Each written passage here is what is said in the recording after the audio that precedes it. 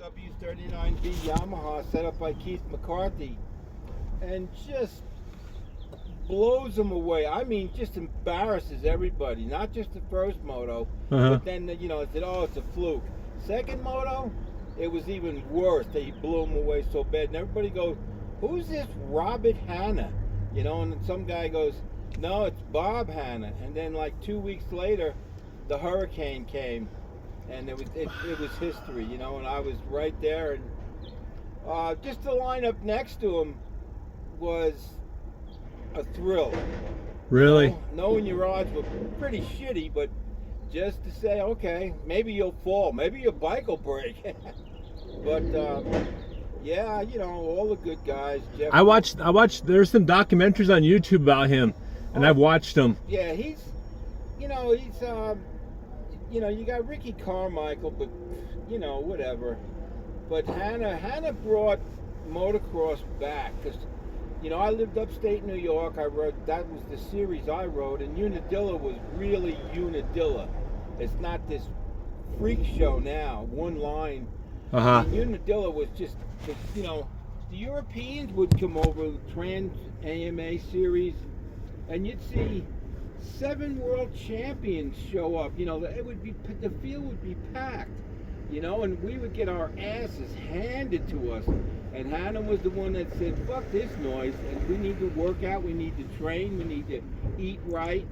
And then we just started kicking their asses all the way back across the pond, What year was that? What years was that?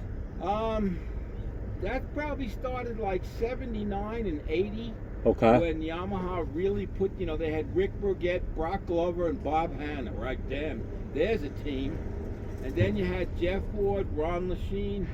I mean, all the teams, Kawasaki, Honda, Yamaha, all started, David Bailey, they all started coming with these powerhouse teams.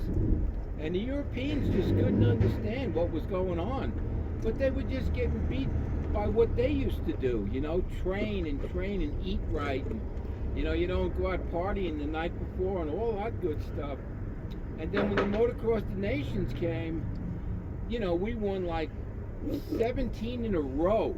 It was still unbeatable. I mean, our teams now are kind of sluggish. Yeah. They got Phil Nicoletti going out this year, and I'm like, oh, this guy, he's retired. He's going to go represent the United States. That's nuts. But, it's going, when it went from 2-stroke to 4-stroke, it started sliding, I mean, I rode a CR 500, had like close to 62 horsepower. These big 450s that cost $18,000, they got like 51. And then they're so much heavier. And, and then you got to tear half the bike apart and throw it away because the hubs are no good. They're not going to stand up, spokes.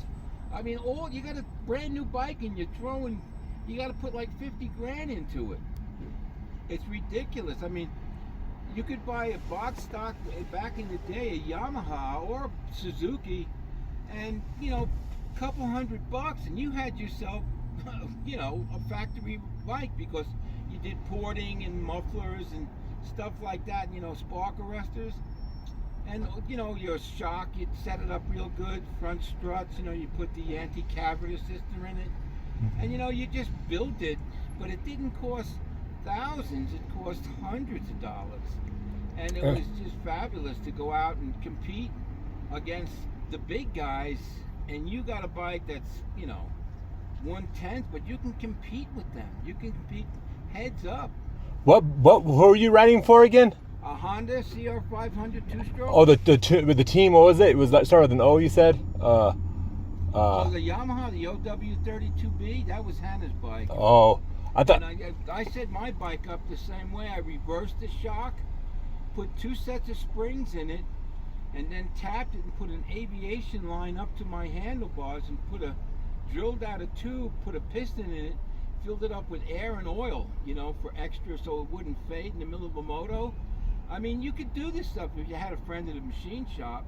Even my 75 Bultaco, when the Fox shots came out, I changed the frame. I dropped the shocks down and I had Fox shocks on a 75 Bultaco Persang. Man, I was trophying, and people were going, he's on a Bultaco. But you know, that was, you know, back then the European bikes were powerful and strong, but when the Japs came, it was over. You know, all those European bikes just faded away because, you know, they were good in the 60s and the 70s, but once it got to 76 or 77, the Japanese with the Yamaha, Suzuki's, you know, and then KTM came, you know, Husqvarna, Penton. I mean, all those bikes came, and those foreign countries, they just couldn't compete anymore. It was almost impossible. And you're riding for who again? I was riding for Edge Yamaha. Edge Yamaha? Up in upstate New York. But then I picked up, you know, small sponsors like Wiseco. I got all 3 pistons. You know, when you're a privateer, you just... But the biggest thing, like I said, with the OSA, that was with... What's the OSA? Yeah, OSSA, the 250 was... I mean, it was a rocket. I mean, the thing was... The suspension was good. It's the an bike was good. OSSA, you said? OSSA, yeah, OSA. And it's a bike? Yeah, and you know, they're still around, but you know, they're not competing. They have regular bikes. But the problem was, you'd be out front, you'd be in like 2nd or 3rd place, you know, just dumping it. And then boom, the clutch goes out the side. And you're like, damn, you know, and it didn't happen once or twice, like 3 or 4 times when you're in the top 3 and you're sponsored by OSA to, you know, finish. They want you on the podium. And then you just show the side case where it blew right out. And you're like, how about building a good clutch case for us? The right springs, the right cases. I mean, if you look at all the new factory bikes, you always see Hinson on the side of their clutch boxes.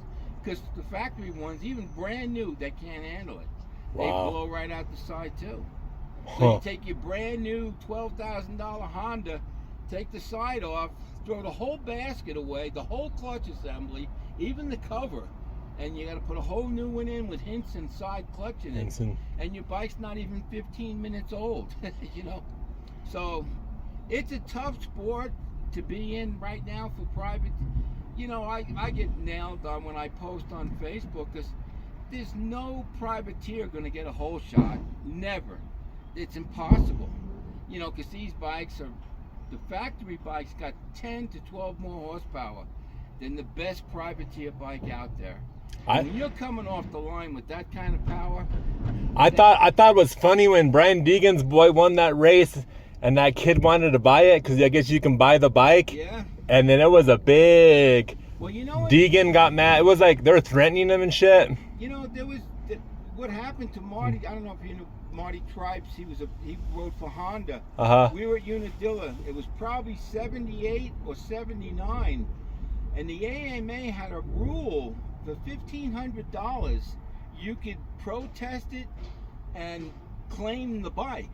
Yeah. And this guy actually walked up. Marty Tripe wins the 250 GP, right? On a factory Honda. Kid goes up, puts $1,500 down. Boy, you talk about a stink. But that kid left in the back of his pickup with Marty Tripe's bike. Wow, Marty Tripe. That changed immediately. The only problem with that is the factory bikes are they're handcrafted, like the clutch case and